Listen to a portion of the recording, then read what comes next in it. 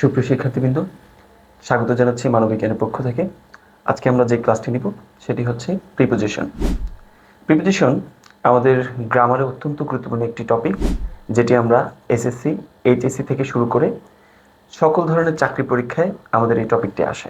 এই টপিকটি সম্পর্কে প্রশ্ন আসে এবং আমরা বিভিন্ন ধরনের কনফিউশনে ভুগি যে আসলে কোথায় কোন প্রিপোজিশনটা ব্যবহার হবে। তাহলে আমরা মূল ক্লাসে চলে যাচ্ছি। প্রথমত আমরা প্রিপোজিশন শব্দটিকে ভেঙে এটার অর্থ বের করার চেষ্টা করব। ইংরেজিতে প্রিপোজিশন শব্দটি দুটি শব্দের সমন্বয়ে গঠিত। একটি হচ্ছে প্রি আর একটি হচ্ছে পজিশন। প্রি শব্দের অর্থ হচ্ছে পূর্বে এবং পজিশন শব্দের অর্থ হচ্ছে অবস্থান। তাহলে দুটো শব্দকে যদি আমরা একসাথ করি তাহলে অর্থ দাঁড়ায় পূর্বে অবস্থান। এখন কি কিসের পূর্বে অবস্থান করে, তাই না? প্রিপোজিশন হচ্ছে এমন এক ধরনের ওয়ার্ড যা সেন্টেন্সে কোনো নাউন বা প্রোনাউনের আগে বসে, কোনো নাউন বা প্রোনাউনের আগে বসে এবং ওই সেন্টেন্সে থাকা অন্য কোনো নাউন বা প্রোনাউনের সাথে সম্পর্ক যুক্ত করে। কি একটু কঠিন মনে হচ্ছে? তাহলে আমরা যদি একটু সহজ করে বলি, কোনো সেন্টেন্সের মধ্যে কোনো নাউন বা প্রোনাউন রয়েছে যার সাথে তুমি আরেকটা নাউন বা প্রোনাউনের সাথে সম্পর্ক বোঝাতে চাচ্ছ, তাই না? আমরা যদি লিখি I play with my brother,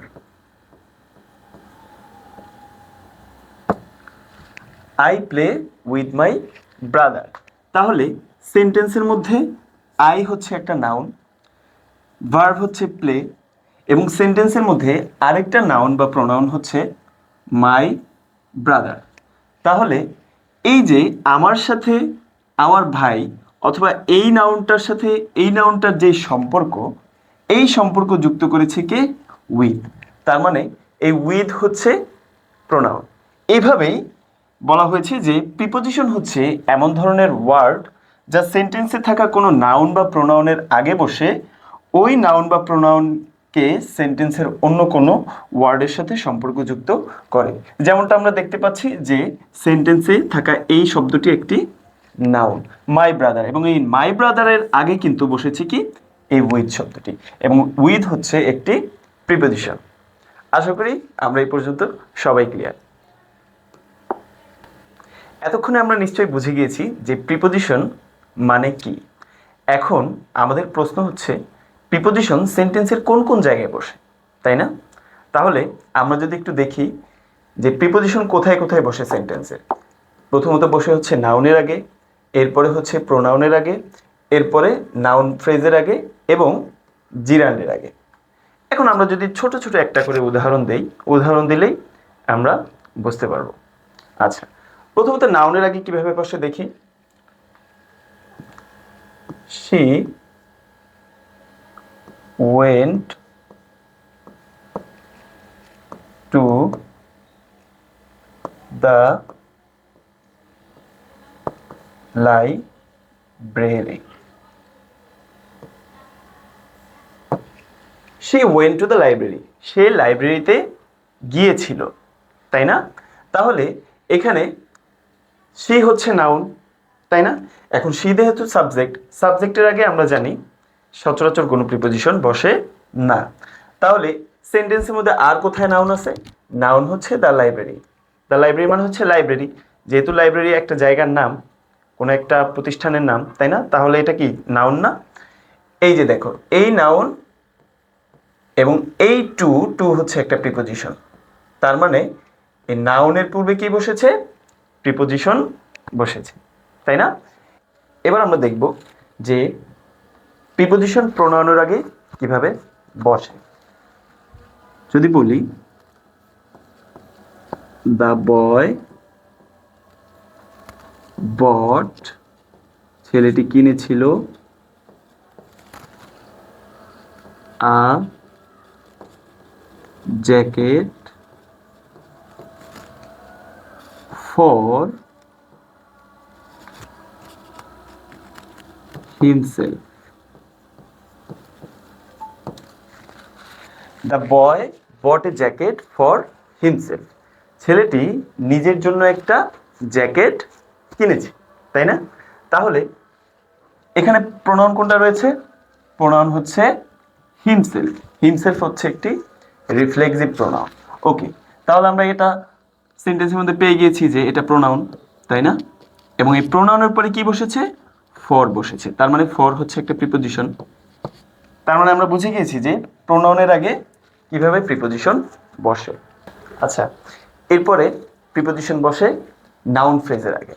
এখন নাউন ফ্রেজ মূলত কি? নাউন ফ্রেজ হচ্ছে একাধিক নাউন নিয়ে গঠিত এমন কোনো শব্দগুচ্ছ যা একটি মাত্র অর্থ প্রদান করে। কিভাবে করে? আচ্ছা, আমরা যদি বলি যে আওয়ার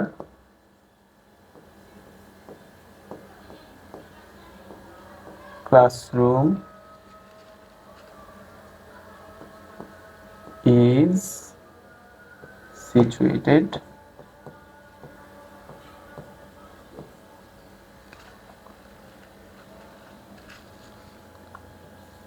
on the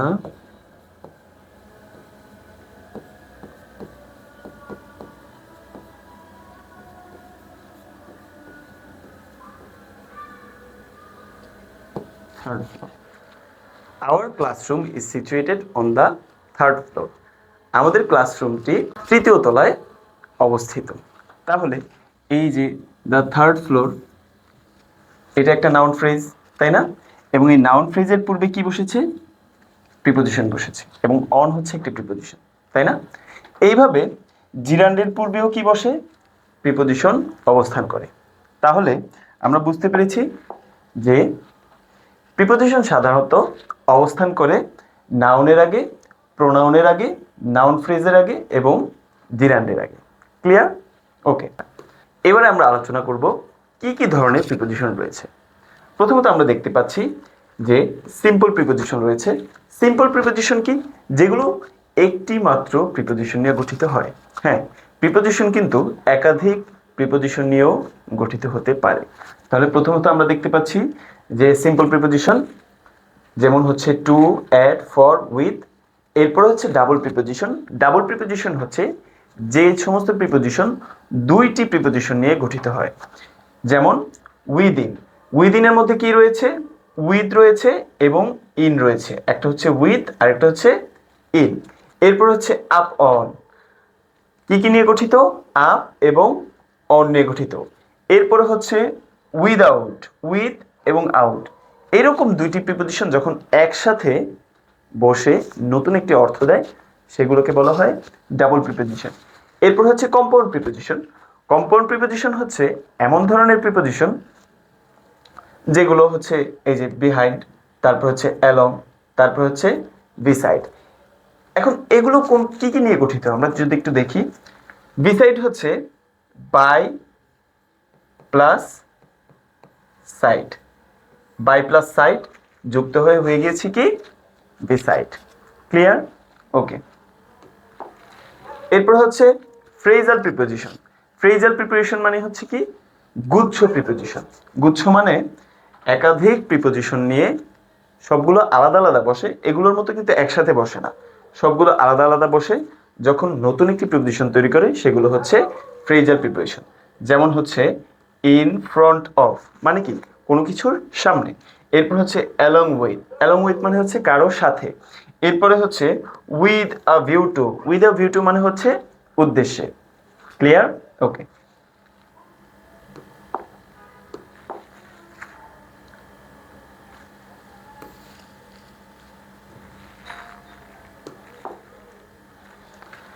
এবারে আমরা দেখব অর্থসহ বহুল ব্যবহৃত বিভিন্ন প্রিপোজিশন। এবারে আমরা দেখব অর্থসহ বহুল ব্যবহৃত বিভিন্ন প্রিপোজিশন যেগুলো আমরা সচরাচর সব জায়গায় ব্যবহার করে থাকি। প্রথমত হচ্ছে টু। টু মানে হচ্ছে কোনো কিছুর প্রতি বা কোনো কিছুর দিকে বা কোনো জায়গা পর্যন্ত। এরপরে হচ্ছে অ্যাট। অ্যাট মানে হচ্ছে কাছে, নির্দিষ্ট স্থানে বা কোথাও এরকম যদি কখনো বোঝায় সেটা হচ্ছে অ্যাট। এরপরে with, for, into, about, as, towards, before, after, without, তারপরে হচ্ছে অ্যাগেইনস্ট, অ্যারাউন্ড, এরকম আরও অনেক প্রিপোজিশন রয়েছে যেগুলোর অর্থ এখানে দেওয়া আছে এবং যেগুলো তোমরা জানো। এবং যত প্রিপোজিশন রয়েছে সবগুলো প্রিপোজিশনের পিডিএফ পেয়ে যাবে আমাদের পিডিএফ সেকশনে। ওকে, এরপরে আমরা চলে যাচ্ছি নেক্সট স্লাইডে।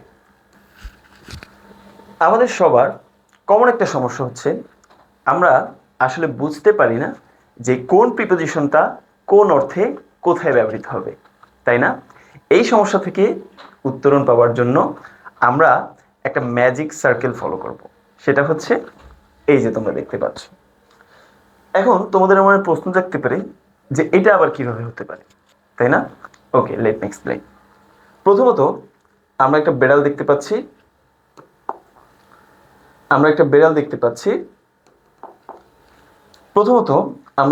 দেখতে পাচ্ছি, যে কিনা যাচ্ছে। এই যে এখানে হচ্ছে কি দেওয়া, তীর চিহ্ন দেওয়া, সাথে কি টু। তার মানে কোথাও কোনো কিছুর উদ্দেশ্যে যাওয়া বোঝাতে কি বসে, টু বসে। তাহলে বিড়ালটা কোথার দিকে যাচ্ছে, এই যে সার্কেল, এই সার্কেলটার দিকে যাচ্ছে।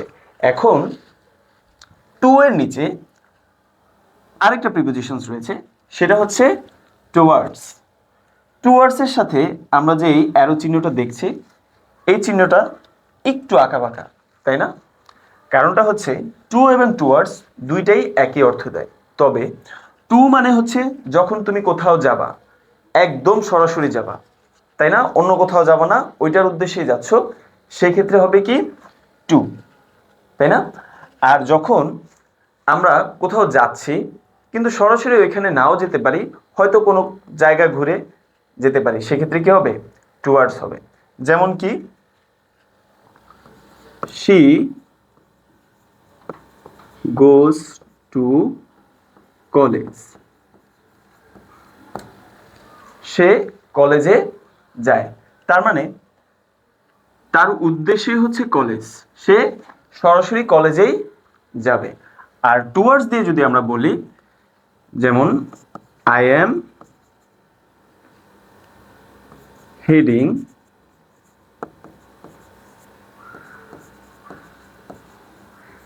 towards university,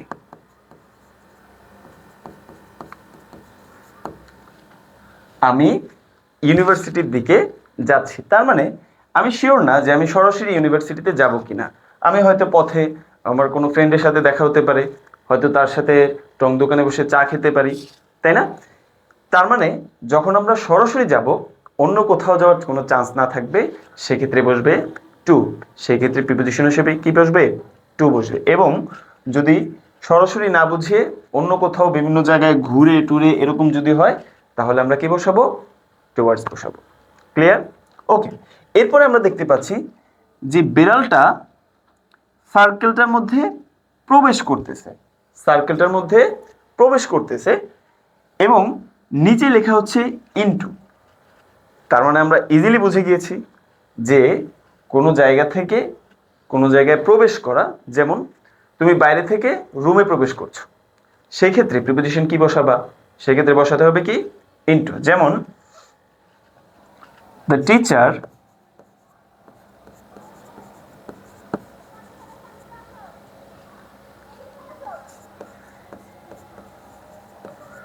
entered into the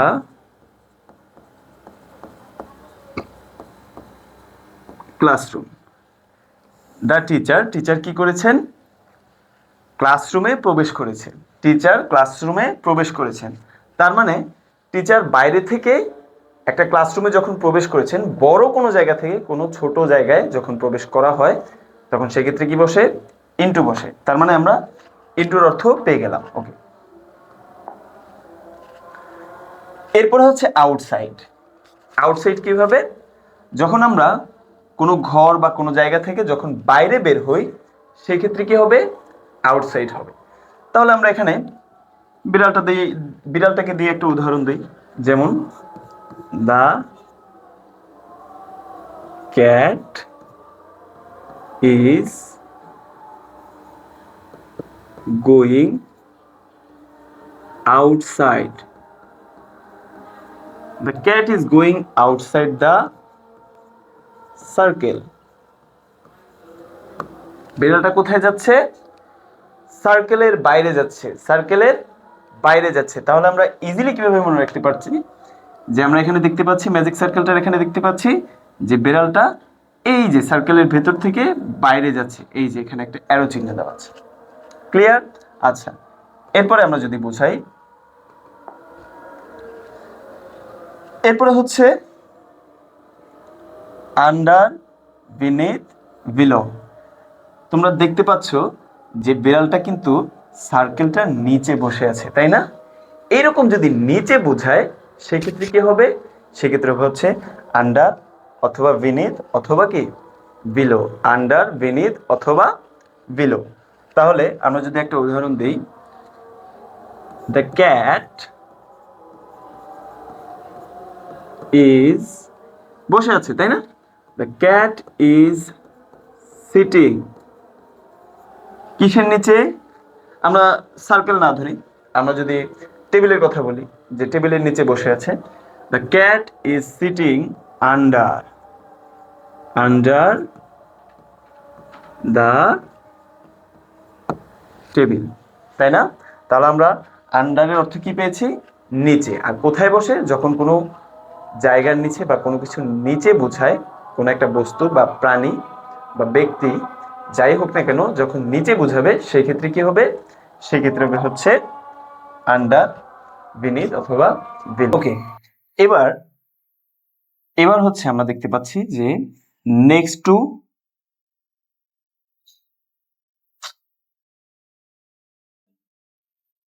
ওকে আচ্ছা, এবার আমরা আরো কিছু প্রিপোজিশন দেখতে পাচ্ছি। প্রথমত আমরা দেখতে পাচ্ছি নেক্সট টু অথবা beside.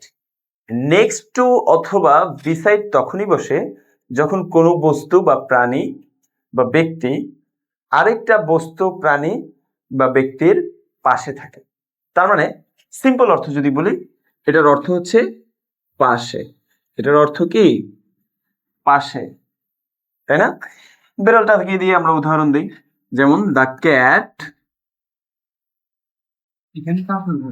Is sitting next to, আমরা যদি বলি next to the circle.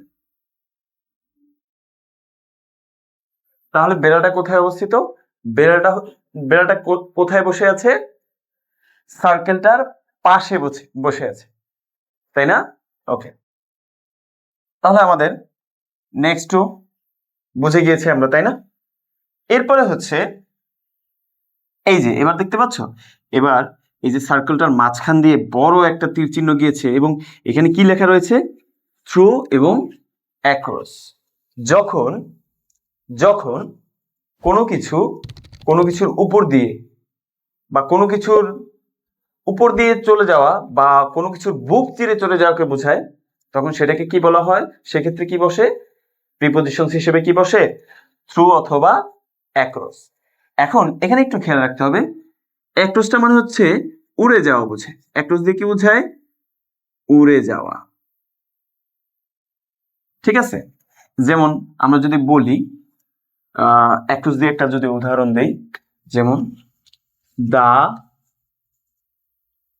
Bird ফ্লেউ, মানে উড়ে গিয়েছিল, অ্যাক্রস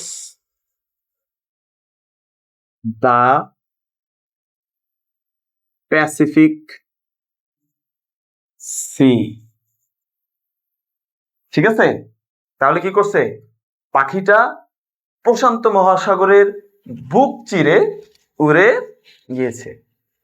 ঠিক আছে? ওকে, থ্রো দিয়ে যদি একটা উদাহরণ দেই, থ্রো দিয়ে উদাহরণ দিলে কি বলতে পারি? যেমন we go to our school through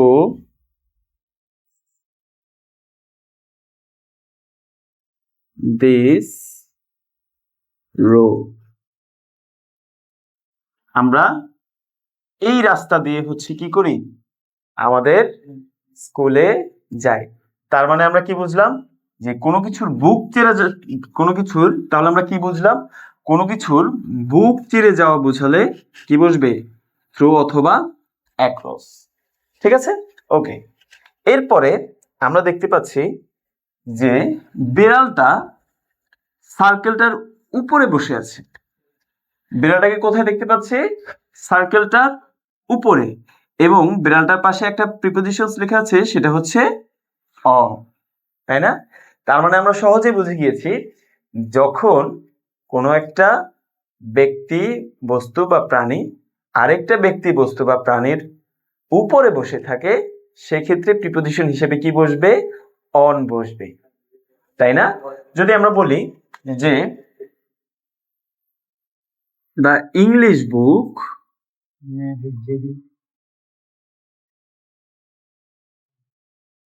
is, English বইটি হচ্ছে অন দা টেবিল, তাই না? ইংলিশ বইটা কিসের উপরে, টেবিলের উপরে, টেবিলের উপরে। দেখো আমরা বলেছি না যে প্রিপোজিশন এমন একটি শব্দ যেটি সেন্টেন্সে থাকা কোনো নাউন বা প্রোনাউনকে ওই সেন্টেন্সের অন্য কোনো নাউন বা প্রোনাউনের সাথে কি করে, সম্পর্কযুক্ত করে, তাই না? তাহলে আমরা বুঝতে পেরেছি যে অন কোথায় বসে, তাই না? এরপরে দেখো এই বিড়াল বাবাজি কি করছে, একটা লাফ দিছে, কিসের উপর দিয়ে, সার্কেলের উপর দিয়ে, তাই না? দেখো বিড়ালটা কি অবস্থায় আছে, উড়ন্ত অবস্থায় আছে, তাই না? এবং কিসের উপরে উড়ন্ত অবস্থায় আছে, এই যে আমাদের যে সার্কেলটা, সার্কেলটার উপরে উড়ন্ত অবস্থায় আছে। যখন কোনো বস্তু বা কোনো জিনিস কোনো কিছুর উপরে উড়ন্ত অবস্থায় এবং চলমান আছে, কেমন রয়েছে, উড়ন্ত অবস্থায় এবং চলমান আছে, সেই ক্ষেত্রে প্রিপোজিশন হিসেবে কি বসবে, ওভার বসবে, চলমান। কি বোঝাবে, চলমান বোঝাবে। তাহলে আমরা যদি একটা উদাহরণ দেই, দ্য ক্যাট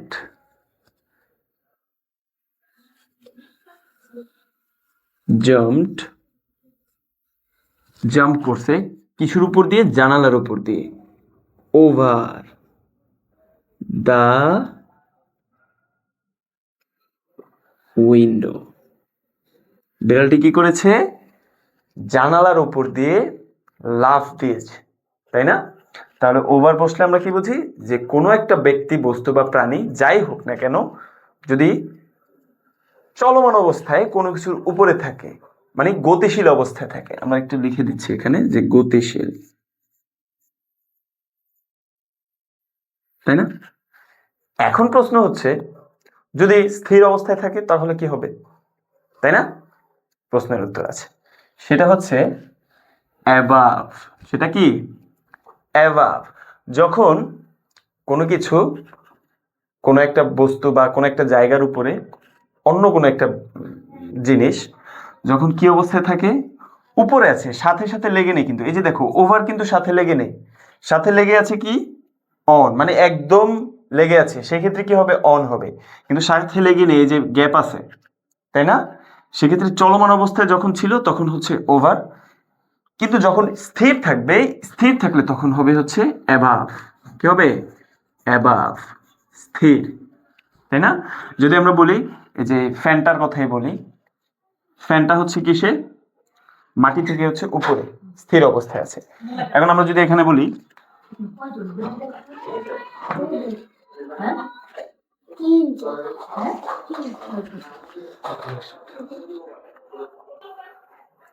আচ্ছা, এখন যদি এরকম হয়, একদম লাগানো নেই কিন্তু উপরে আছে, ওভারের মতোই, কিন্তু সেটা গতিশীল নয়, সেটা গতিশীল নয়, স্থির, সেই ক্ষেত্রে কি হবে?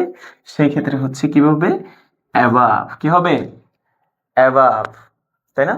তাহলে আমরা বিড়ালটাতে উদাহরণ দিই যে the cat sits above the circle. তাহলে বিড়ালটা কোথায় কোথায় বসে আছে? সার্কেলের উপরে, সাথে না কিন্তু, মানে একদম উপরে না, সার্কেলটার উপরে স্থির অবস্থায় বসে আছে। কোথায় বসে আছে? ফ্যানটার উপরে। আমরা ফ্যানের কথাটা ধরলাম না, আমরা বোঝাতে চাচ্ছি যে সার্কেলের উপরে আছে, কিন্তু কোথায় আছে? অন বললে তো আমরা বুঝতেই পারতেছি যে এটা সাথে আছে, তাই না? কিন্তু অ্যাবাভ বোঝাতে চাচ্ছি যে সার্কেলের একদম সাথে নেই, কিন্তু সার্কেলের উপরে আছে কোথাও না কোথাও, তাই না? তাহলে যদি কি বোঝায় যে চলমান নয়, স্থির, সেক্ষেত্রে কি হবে? অ্যাবাভ। ক্লিয়ার? তাহলে আমরা আশা করি অ্যাবাভ। ওকে, এরপরে আমরা দেখতে পাচ্ছি বিড়ালটা সার্কেলের মাঝখানে বসে আছে, সার্কেলের মাঝখানে বা মধ্যে বসে আছে। তাহলে আমরা ইজিলি বুঝতে পেরেছি যে এইখানে যখন কোনো কিছু যখন আরেকটা জিনিসের মধ্যে থাকবে, তখন সেই ক্ষেত্রে কি বসবে?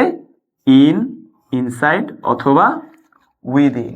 ইন, ইনসাইড অথবা উইদিন। ক্লিয়ার? যেমন আমরা বলি যে the cat is inside the circle, অথবা the cat is in the circle, অথবা the cat is within the circle. Clear? তাহলে আমরা খুব সহজেই এই ম্যাজিক সার্কেলটার মাধ্যমে আমাদের যে প্রিপারেশনে, আমাদের যে প্রিপোজিশনগুলোতে প্রবলেম হয় বা কনফিউশন রয়েছে, আমরা খুব সহজেই মনে রাখতে পারি। আচ্ছা, দেখি আমরা কিভাবে মনে রাখলাম। আমরা এই স্লাইডে হচ্ছে আমরা একটু প্র্যাকটিস করে দেখব যে আমাদের কতটুকু মনে রয়েছে। প্রথমত আমরা একটা সার্কেল আঁকবো।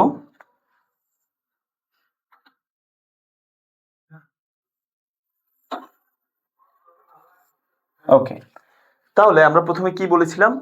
যখন কোনো কিছুর উদ্দেশ্যে যাওয়া হয়, সরাসরি যাওয়া হয়, সেই ক্ষেত্রে কি বসবে? সেই ক্ষেত্রে বসবে হচ্ছে টু। কিন্তু যখন সরাসরি না গিয়ে পথিমধ্যে অন্য কোথাও যাওয়ার কোনো চান্স থাকে, সেই ক্ষেত্রে কি বসবে? টুয়ার্ডস। কি বসবে? টুয়ার্ডস। এটার অ্যারো চিহ্নটা আমরা একটু বাঁকা করে দিলাম। ওকে, এরপরে যখন আমরা বলেছি যে যখন কোনো একটা জায়গা থেকে অন্য একটা জায়গায় প্রবেশ করা বোঝায়, সেক্ষেত্রে কি বসবে? ইনসাইড বসবে। আমরা একটা অ্যারো চিহ্ন বাইরে থেকে দিয়ে সার্কেলটার ভিতর পর্যন্ত নিয়ে গেলাম এবং আমরা লিখে দিলাম যে ইনসাইড, তাই না? যদি বাইরে হয় তাহলে কি বসবে? তাহলে বসবে হচ্ছে আউটসাইড। যখন কোনো কিছুর ভেতর থেকে বাইরে প্রবেশ করা, বাইরে যাওয়া বোঝায়, সেক্ষেত্রে কি বসবে? আউটসাইড। এবং যখন কোনো কিছুর ভেতরে আছে, সেই ক্ষেত্রে কি বসবে? সেই ক্ষেত্রে বসবে হচ্ছে ইন, উইদিন অথবা ইনসাইড, তাই না? এবার কোনো কিছুর নিচে নিচে থাকলে কি হবে? নিচে থাকলে হবে হচ্ছে আন্ডার, বিলো এবং বিনিথ, তাই না? কত সহজে আমরা মনে রাখতে পেরেছি। এরপর কোনো কিছুর পাশে রয়েছে, সেই ক্ষেত্রে কি হবে? সেই ক্ষেত্রে হবে হচ্ছে বিসাইড অথবা নেক্সট টু। নেক্সট টু, তাই না? এবার কোনো কিছুর ওপরে বোঝালে একদম সাথে, তাই না? একদম লাগোয়া ভাবে যদি বোঝায়, সেক্ষেত্রে কি হবে? অন, তাই না? এবার কোনো কিছুর ওপরেও কিন্তু লাগোয়া না, কিন্তু চলমান, সেই ক্ষেত্রে কি হবে? সেই ক্ষেত্রে হবে হচ্ছে ওভার। কি হবে? ওভার। আবার কোনো কিছু লাগোয়া নেই, চলমানও নেই, কিন্তু স্থির, সেই ক্ষেত্রে কি হবে? সেই ক্ষেত্রে হবে হচ্ছে অ্যাবাভ, তাই না? কত সহজ। আবার কোনো কিছু যখন উপর থেকে নিচে নামা বোঝাবে, পড়া বোঝাবে, সেক্ষেত্রে কি বসবে? সেক্ষেত্রে বসবে হচ্ছে অন টু। এই যে মনে করো সার্কেলটার উপরে পড়েছে, ঠিক আছে, সেক্ষেত্রে কি হবে? On to. ক্লিয়ার? ওকে। আবার যখন কোনো কিছুর একদম বুক চিরে যাবে, বুক চিরে যায় এমন বোঝালে কি হবে? এই যে সার্কেলটার বুক চিরে চলে গেল, সেক্ষেত্রে কি বসবে? থ্রু অথবা অ্যাক্রস। থ্রু অথবা অ্যাক্রস। তাহলে আমরা সহজেই কিন্তু এই ম্যাজিক সার্কেলটার মাধ্যমে আমাদের প্রিপোজিশনগুলো মনে রাখতে পারি। আরেকবার যদি রিপিট করি, কোনো কিছুর দিকে যদি যাওয়া বোঝায় সেই ক্ষেত্রে বসবে কি? টু, সরাসরি যাওয়া। আবার কোনো কিছুর দিকে যাওয়া কিন্তু মাঝখানে অন্য কোথাও যাওয়ার চান্স আছে, সেই ক্ষেত্রে হবে কি? টুয়ার্ডস। কোনো কিছু থেকে কোনো কিছুতে প্রবেশ করা, সেক্ষেত্রে বসবে হচ্ছে ইনসাইড। ভিতর থেকে বাইরে বের হওয়া, সেক্ষেত্রে বসবে হচ্ছে আউটসাইড।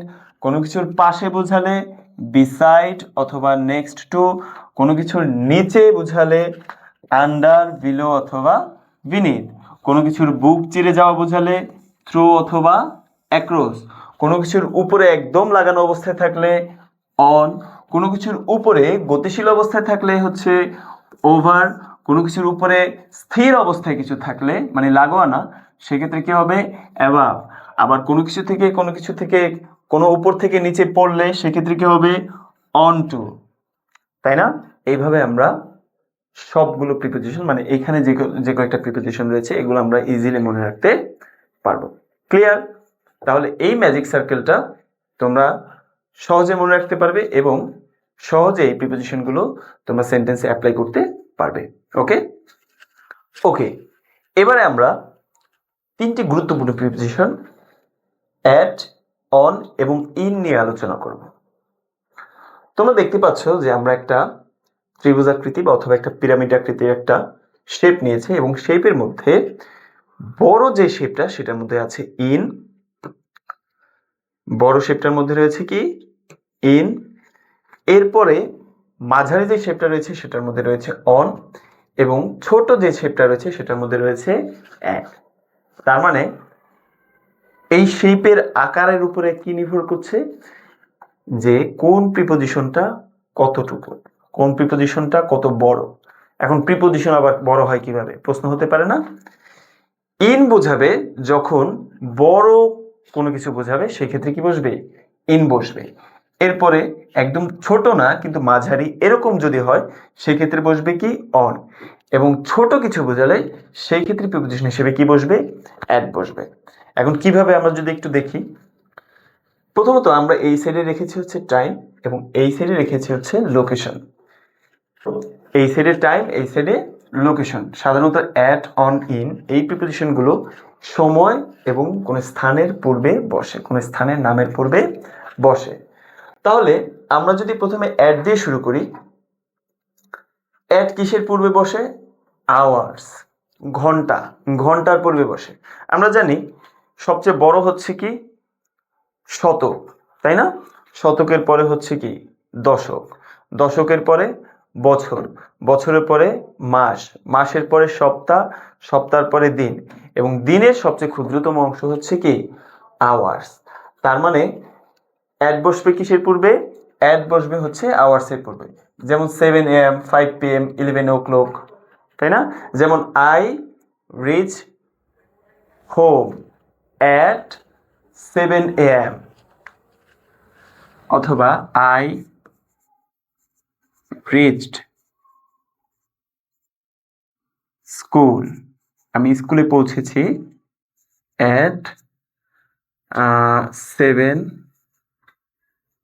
AM, আমি 7টার সময় স্কুলে পৌঁছেছি। তার মানে 7 AM দিয়ে একটা ঘন্টাকে বোঝাচ্ছে, তাই না? এবং এটার পূর্বে কি বসেছে?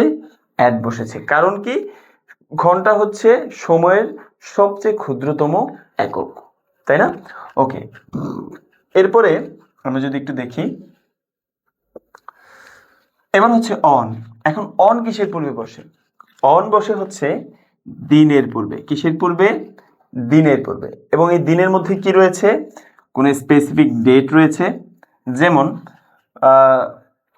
বার্থডে রয়েছে, যেমন আমি যদি বলি যে আমার বার্থডে কত তারিখে, রোকনস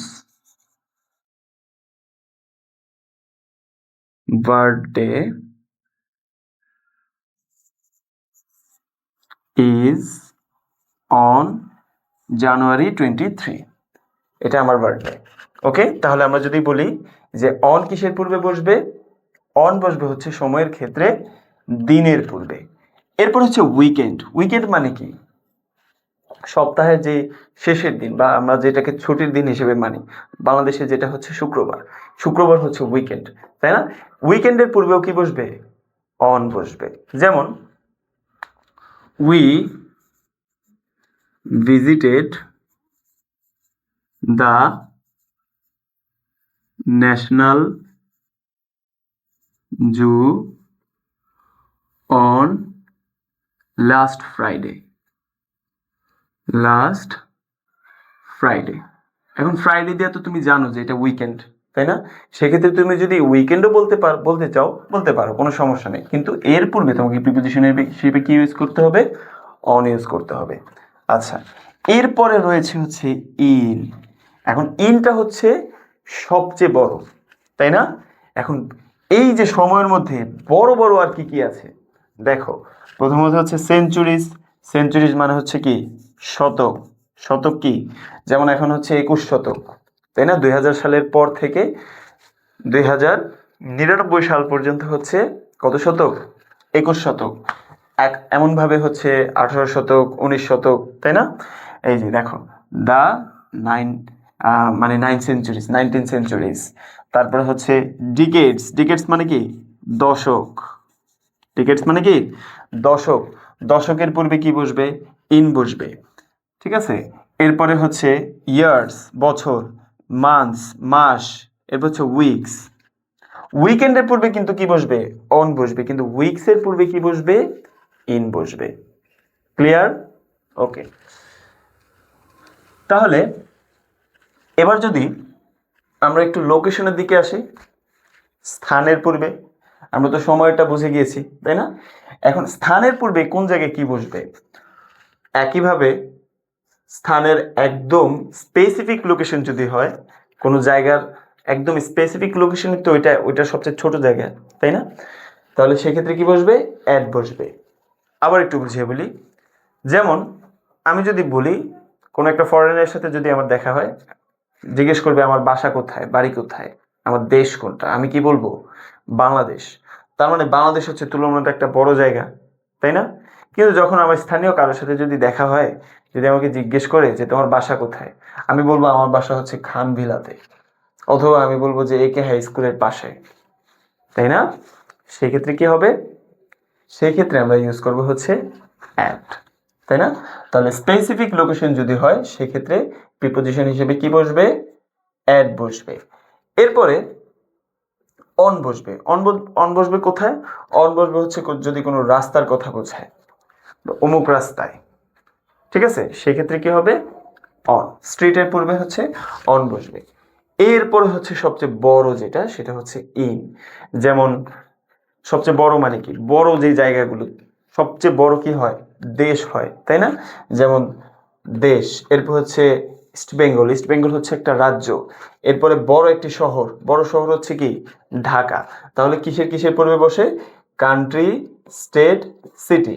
দেশ, তারপর হচ্ছে রাজ্য এবং সিটি। সিটির পূর্বে কি বসে, প্রিপোজিশন হিসেবে কি বসে, ইন বসে। তার মানে আমরা অ্যাট, অন, ইন, এই তিনটা প্রিপোজিশনের স্থানের ক্ষেত্রে কোথায় বসে এবং সময়ের ক্ষেত্রে কোথায় বসে, এটা একদম আমরা বুঝতে পেরেছি। ক্লিয়ার? ওকে, এবার আমরা একটু মনে করার চেষ্টা করব যে আসলে এবার আমরা ম্যাজিক সার্কেলের মতো এটাকে একটু মনে করার চেষ্টা করব যে আসলে কোনটা কোথায় বসে, কিসের কিসের পূর্বে অ্যাট বসে, কিসের পূর্বে অ্যান বসে এবং কিসের পূর্বে প্রিপোজিশন হিসেবে ইন বসে। প্রথমত আমরা এই পাশে লিখে নিচ্ছি সময়, টাইম, এবং এই পাশে লিখে নিচ্ছি হচ্ছে লোকেশন।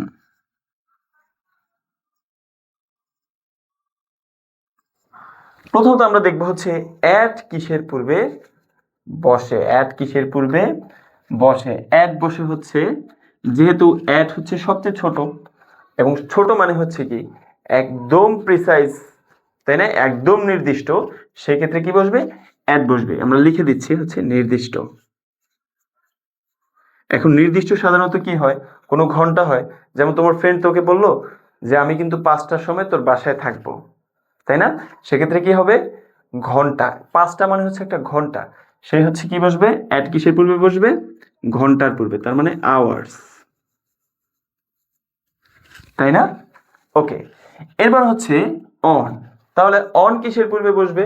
আমরা বললাম যে অন বসবে কোনো নির্দিষ্ট ডেটের পূর্বে অথবা কোনো উইকেন্ডের পূর্বে, তাই না? ওকে, তাহলে অন বসবে কোথায়? অন বসবে হচ্ছে দিনের পূর্বে, দিনের অথবা সপ্তাহ, সপ্তাহান্ত মানে সপ্তাহের শেষ, উইকেন্ড, ডে অবলিক উইকেন্ড, তাই না? আচ্ছা, এবার হচ্ছে ইন কোথায় বসবে? ইন বসবে সবচেয়ে বড় যেগুলো সময়ের মধ্যে সময় নির্দেশ করে কিন্তু অনেক বিস্তৃত বোঝায়, সেক্ষেত্রে কি বসবে? সময় নির্দেশ করে কিন্তু অনেক বিস্তৃত বোঝায়, সেক্ষেত্রে কি বসবে? সেই ক্ষেত্রে বসবে হচ্ছে ইন। যেমন প্রথমত সবচেয়ে বড় কি? সবচেয়ে বড় হচ্ছে সেঞ্চুরিজ। সেঞ্চুরিজ অর্থ কি? অর্থ হচ্ছে শতক। এরপর হচ্ছে ডিকেডস। ডিকেডস মানে কি? দশক। এরপর হচ্ছে ইয়ার্স। ইয়ার্স মানে কি? বছর। এরপর হচ্ছে কি? মান্থস। এরপর হচ্ছে মাস। বছরের পরে, বছরের থেকে ছোট হচ্ছে মান্থ। এরপরে হচ্ছে কি? এরপরে হচ্ছে সপ্তাহ।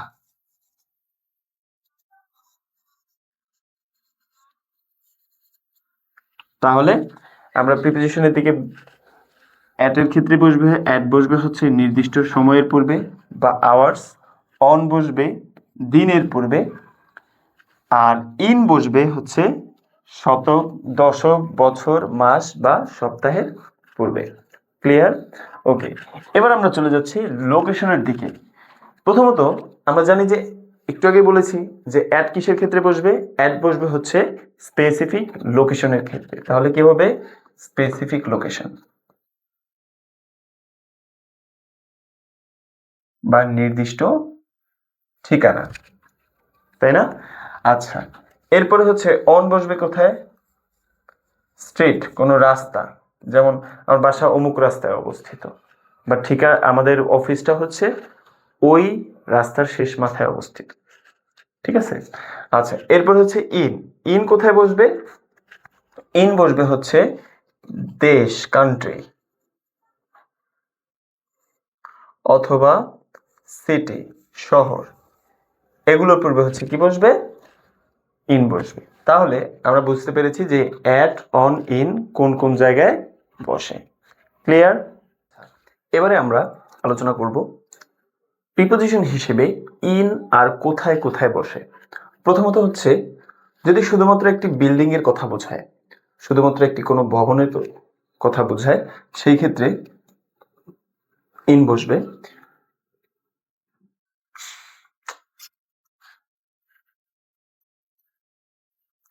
আচ্ছা, এবারে আমরা দেখব প্রিপোজিশন হিসেবে ইন আর কোথায় কোথায় বসে। প্রিপোজিশন অফ প্লেস মানে কোন কোন জায়গার পূর্বে প্রিপোজিশন বসে। প্রথম আমরা দেখতে পাচ্ছি যে জাস্ট এ বিল্ডিং, শুধুমাত্র ভবন, কোনো নির্দিষ্ট নাম ছাড়া। তার মানে একটা বিল্ডিং যেটা কোনো নির্দিষ্ট নাম নেই, যেমন স্কুল, যেমন দ্য রেস্টুরেন্ট, তাই না? নির্দিষ্ট নাম ছাড়া, সেই ক্ষেত্রে কি হবে?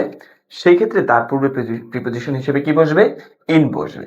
আমরা যদি উদাহরণের দিকে যদি তাকাই যে there are 400 seats in the cinema hall. এখন এখানে আমরা দেখতে পাচ্ছি যে দ্য সিনেমা হল দেওয়া আছে কিন্তু নির্দিষ্ট কোনো নাম নেই, সেই ক্ষেত্রে এটার পূর্বে কি বসেছে? প্রিপোজিশন হিসেবে ইন বসেছে। আচ্ছা, এরপর যদি কোনো রুমের কোণা বোঝায়, কোনো রুমের কোণ বোঝায়, সেক্ষেত্রে কি হবে, তার পূর্বে প্রিপোজিশন হিসেবে ইন বসবে। যেমন I put my new computer table, আমি আমার নতুন কম্পিউটার টেবিলটি in the corner of my room, আমি আমার নতুন কম্পিউটারটি আমার রুমের কর্নারে রেখেছি, কর্নারে রেখেছি। তার মানে কি বুঝেছি, in the corner of my room, কি বসেছে, কর্নার অফ রুম যদি হয় সেক্ষেত্রে কি হবে, ইন হবে। আচ্ছা, আরেকটা হচ্ছে কন্টিনেন্ট অ্যান্ড সাবকন্টিনেন্ট, মহাদেশ ও উপমহাদেশ, কন্টিনেন্ট অ্যান্ড সাবকন্টিনেন্ট। এটাকে তোমরা পারলে চাইলে ওই পিরামিডের মধ্যে ওইখানে অ্যাড করতে পারো, ভুলবশত এটা ওইখানে দেওয়া হয়নি। তার মানে মহাদেশ ও উপমহাদেশ, এটার পূর্বেও প্রিপোজিশন হিসেবে কি বসবে, ইন বসবে। যেমন Bangladesh is in the Indian subcontinent, Bangladesh হচ্ছে ভারতীয় উপমহাদেশের মধ্যে, বাংলাদেশ ভারতীয় উপমহাদেশের মধ্যে। তাহলে আমরা প্রিপোজিশন অফ প্লেস হিসেবে ইন কোথায় কোথায় বসে আমরা বুঝতে পেরেছি। এবারে আমরা প্রিপোজিশন হিসেবে অন কোথায় কোথায় বসে। আচ্ছা, তাহলে আমরা যদি একটু দেখি, আমরা দেখলে বুঝতে পারবো যে প্রিপোজিশন হিসেবে অন বসবে হচ্ছে ফ্লোর, কোনো বিল্ডিং এর কোনো তলার বা কোনো ফ্লোরের পূর্বে কি বসবে, অন বসবে। যেমন his office is on the 9th floor, তার অফিস হচ্ছে 9ম তলায় বা 9 তলায় তার অফিস অবস্থিত। আচ্ছা, এরপর হচ্ছে কর্নার অফ স্ট্রিট, কোনো রাস্তার কোণে, কোনো রাস্তার কোণে যদি হয় সেক্ষেত্রে কি হবে, অন হবে। যেমন আই পার্কড মাই কার, আমি আমার গাড়িটাকে পার্ক করেছি on the corner of the street, রাস্তার কর্নারে। ওকে, এবার হচ্ছে প্ল্যানেট অ্যান্ড সাবপ্ল্যানেট, গ্রহ ও উপগ্রহ। একটা জিনিস মাথায় রাখতে হবে, যদি মহাদেশ এবং উপমহাদেশ হয় সেই ক্ষেত্রে তার পূর্বে প্রিপোজিশন হিসেবে বসবে ইন, কিন্তু যদি প্ল্যানেট এবং সাবপ্ল্যানেট, গ্রহ অথবা উপগ্রহ যদি বোঝায় সেই ক্ষেত্রে তার পূর্বে প্রিপোজিশন হিসেবে বসবে অন। যেমন Neil Armstrong was the first person to land on the moon, Neil Armstrong ছিলেন প্রথম ব্যক্তি যিনি কি করেছেন, চাঁদে পা রেখেছেন। তাহলে নীল আর্মস্ট্রং ছিলেন চাঁদে পা রাখা প্রথম ব্যক্তি। তাহলে এই যে মুন, মুন হচ্ছে কি একটা সাবপ্ল্যানেট বা উপগ্রহ, উপগ্রহের পূর্বে কি বসবে, অন বসবে। একইভাবে যদি মঙ্গল গ্রহের কথা বোঝায়, পৃথিবীর কথা বোঝায়, যে কোনো গ্রহ বা উপগ্রহ হলে তার পূর্বে প্রিপোজিশন হিসেবে কি বসবে, অন বসবে। এরপর হচ্ছে a place as a surface, surface কোনো পৃষ্ঠ বা জায়গা, কোনো একটা জায়গা ওইটার উপরে আরেকটা নির্দিষ্ট জায়গা, সেটাকে বলা হয় সারফেস। যেমন Rakib didn't C the notice on the notice board, তাহলে দেখো নোটিস বোর্ড, নোটিস বোর্ড হচ্ছে একটা কোনো একটা পৃষ্ঠ এবং ওই পৃষ্ঠতে কি রয়েছে, নোটিস রয়েছে। তাহলে এই নোটিসটা কোথায়, নোটিসটা হচ্ছে নোটিস বোর্ডে, সেক্ষেত্রে প্রিপোজিশন বসেছে ইন। ওকে, আমরা নেক্সটে চলে যাচ্ছি। নেক্সট হচ্ছে প্রিপোজিশন অফ প্লেস। অ্যাট হিসেবে প্রিপোজিশন কোথায় কোথায় বসে, মানে জায়গার ক্ষেত্রে। তাহলে proper name for a building or an organisation, কোনো একটা ভবন বা প্রতিষ্ঠানের নির্দিষ্ট নামের পূর্বে কি বসবে, অ্যাট বসবে। যেমন all of us gathered at the KFC, তোমরা সবাই জানো যে KFC একটা হচ্ছে বিখ্যাত ব্র্যান্ড, যারা কিনা হচ্ছে ফ্রাইড চিকেনের জন্য বিখ্যাত। তার মানে এই KFC হচ্ছে একটা অর্গানাইজেশন বা কোনো একটা বিল্ডিং যেটার নির্দিষ্ট নাম হচ্ছে KFC, এবং এটার পূর্বে এই জন্য কি বসেছে, অ্যাড বসেছে, তাই না? এরপরে প্লেস অফ স্টাডি, পড়াশোনার স্থান বা প্রতিষ্ঠান, সেই ক্ষেত্রে কি হবে, সেই ক্ষেত্রেও বসবে হচ্ছে অ্যাড। যেমন সে যে স্টুডেন্ট অ্যাট জগন্নাথ ইউনিভার্সিটি, সে জগন্নাথ ইউনিভার্সিটিতে একজন শিক্ষার্থী।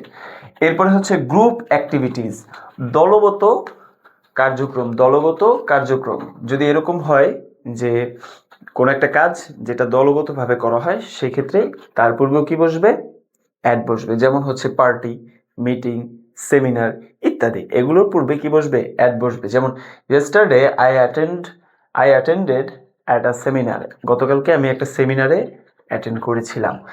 আচ্ছা, এরপরে হচ্ছে যদি বলে যে সামবডিজ প্লেস, কারো বাসা, তাই না? যদি কারো বাসা বা কারো জায়গা, সামবডিজ প্লেস মানে কি, তোমার যেই জায়গা সেটি তো তোমার বাসা, তাই না? সেক্ষেত্রে কি হবে, সেক্ষেত্রেও অ্যাড বসবে। যেমন we celebrated Neela's birthday at her place, আমরা নীলার বার্থডে তার জায়গা বা তার বাসায় সেলিব্রেট করেছি। সেক্ষেত্রে এই প্লেসটা হচ্ছে হোমের অর্থ দিবে। ক্লিয়ার? ওকে, এবার আমরা একটু দেখবো যে প্লেসের ব্যাপারে তো আমরা দেখেছি, আমরা পিরামিডেও দেখেছি বা এক্সট্রা যে রুলসগুলো ছিল ওইগুলোতেও দেখেছি। এখন টাইম হিসেবে প্রিপোজিশন আর কোথায় কোথায় বসে, তাই না? এটা একটু জানতে হবে না? ওকে, তাহলে প্রথমত হচ্ছে আমরা দিনের যেই সময়গুলো রয়েছে, দিনের তো বিভিন্ন সময় রয়েছে, যেমন ভোর রয়েছে, তারপর হচ্ছে সকাল, তারপরে দুপুর, বিকাল, তাই না? এই সময়গুলোর পূর্বে সাধারণত কি বসবে এটা একটু আমরা দেখার চেষ্টা করব। প্রথমত আমরা দেখব যে ইন ব্যবহার হয় দিনের যে সময়গুলো সাধারণত দীর্ঘ হয় তাদের আগে, যেমন মর্নিং, আফটারনুন, ইভিনিং। যেমন মর্নিংটা দীর্ঘ হয় কিভাবে, তাই না? আমরা সকাল 7টা থেকে 10টা 11টা এই পর্যন্ত আমরা কি বলি? সকাল বলি, তাই না? এই যে সময়টা, এই সময়টার বিস্তৃতি কিন্তু অনেক, কয়েক ঘন্টা নিয়ে হচ্ছে কিন্তু এই সময়গুলো। তারপরে যদি বলি আফটারনুন, আফটারনুন বিকেল, বিকেলের সময়টাও কিন্তু অনেক বড়, তাই না? এরপরে সন্ধ্যার সময়টাও কিন্তু কি অনেক বড়। সেক্ষেত্রে এদের পূর্বে হয় ইন। আর অ্যাট ব্যবহার হয় দিনের যেই সময়গুলো সাধারণত ছোট হয় তাদের আগে, যেমন ডন, ডন মানে হচ্ছে গোধূলি, ডন মানে কি গোধূলি। এরপর হচ্ছে নুন মানে দুপুর, ঠিক আছে, একদম দুপুর যেটা সেটা কিন্তু অনেক অল্প সময় হয়। এরপর হচ্ছে নাইট, রাত। এরপরে হচ্ছে ডাস্ক, ডাস্ক মানে কি, সরি, ডন মানে হচ্ছে একদম ভোর, মানে সেহরি যে সময়টা আমরা বলি সেটা হচ্ছে ডন। আর ডাস্ক মানে হচ্ছে গোধূলি। এখন কথা হচ্ছে আমরা এটা কিভাবে মনে রাখবো, তাই না? আমাদের এটা একটু মনে রাখার সিস্টেম জানতে হবে না? এইটা মনে রাখার জন্য একদম সহজ একটি রুলস রয়েছে বা একটা টেকনিক রয়েছে, যেটা তোমরা যে এখানে দেখতে পাচ্ছ। প্রথমত তোমাদের মনে রাখতে হবে যে দিনের এই সময়গুলো 7টি ভাগে বিভক্ত। প্রথমত হচ্ছে জন, এরপরে হচ্ছে কি মর্নিং, এরপরে হচ্ছে নুন, এরপরে আফটারনুন, এরপরে হচ্ছে কি ডাস্ক, এরপরে ইভিনিং, এরপরে নাইট। এই 7টি সময়, যে 7টি সময় রয়েছে দিনের, এই 7টি সময়ের পূর্বে কি কি বসবে সেটা তোমরা সহজেই মনে রাখতে পারবে। এখানে যদি একটু তাকাও, প্রথমে দেখবে হচ্ছে ডনের সাথে হচ্ছে অ্যাট বসে, এরপরে ইন, এরপরে নুনের সাথে অ্যাট, আফটারনুনের সাথে ইন, ডাস্কের সাথে অ্যাট, ইভিনিং এর সাথে ইন, এরপরে নাইটের সাথে অ্যাট। তাহলে আমরা সহজে মনে রাখতে পারবো ডন, মর্নিং, নুন, আফটারনুন, ডাস্ক, ইভিনিং। আর এগুলোর সাথে প্রিপোজিশন হিসেবে কি বসে? At, in, at, in, at, in, at. তাহলে এই সহজ নিয়মের মাধ্যমে আমরা কিন্তু আমাদের দিনে যে সময়গুলো, এই সময়গুলোর পূর্বে কোন প্রিপোজিশনটা বসবে এটা আমরা মনে রাখতে পারি। এখন আমরা যদি এক্সাম্পল দেখি যে হি ওয়েকস আপ অ্যাট ডন, সে ভোরে ঘুম থেকে ওঠে বা সেই সময় ঘুম থেকে ওঠে, তাই না? আচ্ছা, এই যে ডন দেখছো, ডনের পূর্বে কি বসবে? অ্যাট বসবে। এরপরে I go for a walk in the morning. আচ্ছা, আমাদের একটা জিনিস মাথায় রাখতে হবে যে ইনের পরে কিন্তু আবার আর্টিকেল হিসেবে কিন্তু দা বসবে, ঠিক আছে? এগুলোর পূর্বে ইন যেগুলো রয়েছে এগুলোর সাথে সবসময় দা হবে। কি হবে? দা হবে। যেমন I go walk for a walk in the morning, hour lunch was served at noon. At এর পরে কিন্তু কোনো ধরনের ডিটারমাইনার বা প্রিপোজিশন বসে না। আচ্ছা, এরপর হচ্ছে they play in the afternoon. এভাবে সবগুলোর কিন্তু আমাদের এক্সাম্পল এখানে দেওয়া রয়েছে। তাহলে আমরা এই দিনের এই সময়গুলোকে এইভাবে মনে রাখতে পারবো সহজে। ওকে, আচ্ছা, এরপরে আমরা দেখতে পাচ্ছি যে preposition of transport and communication, transport and communication, যোগাযোগ এবং সেই জন্য। তাহলে প্রথমত যদি আমরা একটু ট্রান্সপোর্টের দিকে যদি দেখি, সেক্ষেত্রে কি হবে? সেক্ষেত্রে হবে হেঁটে যাওয়া বোঝালে এবং পিঠে চড়া যায় এমন যানবাহন হলে। তুমি যদি কোথাও হেঁটে যাও, যেমন I went there on foot, আমি সেখানে হেঁটে গিয়েছি, সেক্ষেত্রে কি হবে? এই যে ফুটের আগে কি বসবে? হেঁটে যাচ্ছ, সেই ক্ষেত্রে তার আগে বসবে হচ্ছে অন। এবং পিঠে চড়া যায় এমন যানবাহন হলে, এখন পিঠে চড়া যায় আসলে কোন কোন যানবাহনগুলোতে? আমাদের যে সাইকেল রয়েছে, এরপরে আমাদের যে বাইক রয়েছে, এই বাইকের কি আমরা ভেতরে বসি? না, ভেতরে বসার তো কোনো জায়গাই নেই, তাই না? আমরা বসে হচ্ছে এই বাইকগুলোর উপরে, ঠিক আছে? তাহলে সেই ক্ষেত্রে কি হবে? সেই ক্ষেত্রে হবে হচ্ছে অন। যেমন I went to the station on foot, আমি স্টেশনে হচ্ছে পায়ে গিয়েছিলাম, পায়ে পায়ে হেঁটে গিয়েছিলাম। এরপরে হচ্ছে dad goes to office on a bike. বাবা হচ্ছে কি অফিসে বাইকে করে যায়। আচ্ছা, she rod on a horse. আচ্ছা, হর্স, হর্স কিন্তু এটাও কিন্তু একটা বাহন, তাই না? প্রাণীর বাহন আর কি। ওগুলোতে হচ্ছে যানবাহন, এগুলো হচ্ছে প্রাণীর বাহন। তাহলে ঘোড়ারও কিন্তু পিঠে চড়তে হয়। তাহলে she rod on a horse at Cox's বাজার। সে কক্সবাজারে হচ্ছে একটা ঘোড়ার পিঠে চড়েছে। আচ্ছা, এটা তো হচ্ছে উপরে বসা। এখন যদি ভেতরে বসা বোঝায়, যেমন আমরা তো বাসে যাই, সিএনজিতে যাই, তাই না? এরপরে হচ্ছে কিসে যাই, আরো অন্যান্য যে সমস্ত যানবাহন রয়েছে সেগুলোর মধ্যে করে যাই, সেক্ষেত্রে কি হবে? সেই ক্ষেত্রে হবে হচ্ছে বাই। সেক্ষেত্রে কি বসবে? বাই বসবে। যেমন Rafi prefers to go to varsity by bus. Rafi হচ্ছে ভার্সিটিতে বাসে যেতে স্বাচ্ছন্দ্য বোধ করে, বা বাসে যাওয়াটা সে প্রেফার করে। ঠিক আছে। এরপর হচ্ছে Della went to Sylhet by airplane. Della হচ্ছে সিলেটে গিয়েছে কিসের মাধ্যমে? এয়ারপ্লেনের মাধ্যমে। তাহলে আমরা সহজে যদি আরেকটু রিক্যাপ করি, তাহলে হেঁটে যাওয়া বোঝালে হবে হচ্ছে অন, অন ফুট। এবং এমন কোনো বাহন যেটার উপরে বসতে হয়, যেটার উপরে বা পিঠে বসতে হয়, সেক্ষেত্রে হবে হচ্ছে অন, তাই না?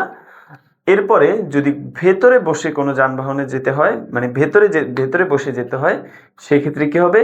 বাই। ক্লিয়ার? তাহলে আমাদের প্রিপোজিশন অফ ট্রান্সপোর্ট অ্যান্ড কমিউনিকেশনটাও আমরা ক্লিয়ার হয়ে গেছি। আচ্ছা, এরপরে কিছু প্রিপোজিশন রয়েছে, যেমন আমরা তো সময়ের প্রিপোজিশন অফ আমরা প্রিপোজিশন অফ টাইম তো অলরেডি পড়েছি, কিন্তু তারপরেও এখানে কিছু রয়েছে, যেমন হচ্ছে খাবারের সময়ের পূর্বে অ্যাট বসে। খাবারের সময়গুলো কি কি? ব্রেকফাস্ট, তারপর হচ্ছে কি লাঞ্চ, তারপর হচ্ছে কি ডিনার। এইগুলোর পূর্বে কিন্তু সাধারণত কি বসে? অ্যাট বসে। যেমন I usually eat bread T at breakfast. আমি সাধারণত ব্রেকফাস্টে কি খাই? ব্রেড টি খাই। আচ্ছা, এরপরে হচ্ছে বড় ছুটির পূর্বে কিন্তু অ্যাট বসে। বড় ছুটির পূর্বে কি বসে? অ্যাট বসে। যেমন I will go on a tour at Christmas. আমি ক্রিসমাসে কোথায় যাব? একটা ট্যুরে যাব। এখন একটা বড় ছুটি কিভাবে? ক্রিসমাসের জন্য তো আমাদের দেশে 25শে ডিসেম্বর জাস্ট একদিন ছুটি থাকে, তাই না? কিন্তু বিভিন্ন দেশে হচ্ছে, যে সমস্ত দেশগুলো খ্রিস্টান সংখ্যা খ্রিস্টানের সংখ্যা বেশি, সে সমস্ত দেশে কিন্তু এই ক্রিসমাসের জন্য অনেক বড় ছুটি দেওয়া হয়। যেমন আমাদের দেশে কি দেওয়া হয়? ঈদের ছুটি দেওয়া হয়। তাহলে আমরা যদি এখানে বলি যে I will go on a tour at Eid, এখন ঈদ বলে শুধু ঈদের দিন না, কিন্তু ঈদের যে ছুটিটা, ওই ছুটিটাকে বোঝানো হচ্ছে। এখন এখানে আরেকটা দেখতে পাচ্ছি যে সিজনাল ছুটি। সিজনাল ছুটি কোনটা? এই যে গ্রীষ্মকালে আমাদের যে ছুটিটা দেওয়া হয়, তারপর হচ্ছে শীতকালে যে ছুটিটা দেওয়া হয়, সেটাই হচ্ছে সিজনাল ছুটি। এখন এটার পূর্বেও কি অ্যাট বসবে? না, এটার পূর্বে বসবে হচ্ছে ইন। যেমন they visit their native village in the winter vacation. তারা হচ্ছে তারা তাদের গ্রামের বাড়িতে বেড়াতে যায় কখন? Winter vacation. দেখো, উইন্টার ভ্যাকেশন, শীতের ছুটিতে। তাহলে আমরা বুঝতে পেরেছি যে যদি সিজনাল ছুটি হয়, সেক্ষেত্রে কি বসবে? তার পূর্বে প্রিপোজিশন হিসেবে বসবে হচ্ছে ইন। আর যদি কি হয়, আর যদি বড় কোনো ছুটি হয়, যেমন ঈদ বা ক্রিসমাস বা এই ধরনের বড় কোনো ছুটি, সেক্ষেত্রে তাদের পূর্বে কি বসবে? অ্যাট বসবে। এবং নির্দিষ্ট সময়ের মধ্যে কোনো কিছু করা বোঝালে, নির্দিষ্ট সময়ের মধ্যে কোনো কিছু করা বোঝালে ইন বসে। যেমন আমি যদি বলি যে আমি বিকাল 5টার মধ্যে বাসায় যাব, আমি বিকাল 5টার মধ্যে কি করব? বাসায় যাব। সেক্ষেত্রে কি এই যে নির্দিষ্ট সময়ের মধ্যে যে আমি বাসায় যাব, বাসায় যাওয়া তো একটা কাজ, তাই না? একটা কাজ করা। তার মানে সেই ক্ষেত্রে কি বসবে? ইন বসবে। দেখো, dad will come in an hour. বাবা 1 ঘন্টার মধ্যেই আসবে। এই যে 1 ঘন্টা, এই যে নির্দিষ্ট সময়, এই সময়ের মধ্যে কোনো কিছু করা বা ঘটা, সেক্ষেত্রে হলে কি হবে? ইন বসবে। ওকে, তাহলে এই ছিল আমাদের আজকের প্রিপোজিশনের যে ক্লাসটি। এই ক্লাসের মাধ্যমে আশা করি তোমরা সহজে মনে রাখতে পারবে যে কিভাবে কোথায় কোন প্রিপোজিশনটা বসে। যেমন সময়ের ক্ষেত্রে কোথায় বসে, জায়গার ক্ষেত্রে কোথায় বসে। আর আমরা এই প্রিপোজিশনের জন্য একটি সলভ ক্লাস করব, যে সলভ ক্লাসটি তোমরা হচ্ছে সলভ ক্লাস সেকশনে পেয়ে যাবে। এবং এই প্রিপোজিশনের সাথে আরও কিছু প্রিপোজিশন রয়েছে, যে সমস্ত প্রিপোজিশনগুলো হচ্ছে শুধু নির্দিষ্ট ওই শব্দটির সাথেই বসে, সেগুলোকে বলা হয় অ্যাপ্রোপ্রিয়েট প্রিপোজিশন। এবং ওই অ্যাপ্রোপ্রিয়েট প্রিপোজিশনের আমরা আলাদা একটা পিডিএফ আমাদের হচ্ছে পিডিএফ সেকশনে দিয়ে দিব। তাহলে আশা করি আজকে ক্লাসটি তোমাদের ভালো লাগবে। ভালো লাগলে সবাই হচ্ছে ক্লাসটি তোমার বন্ধু বান্ধবদের সাথে শেয়ার করতে পারো। ধন্যবাদ।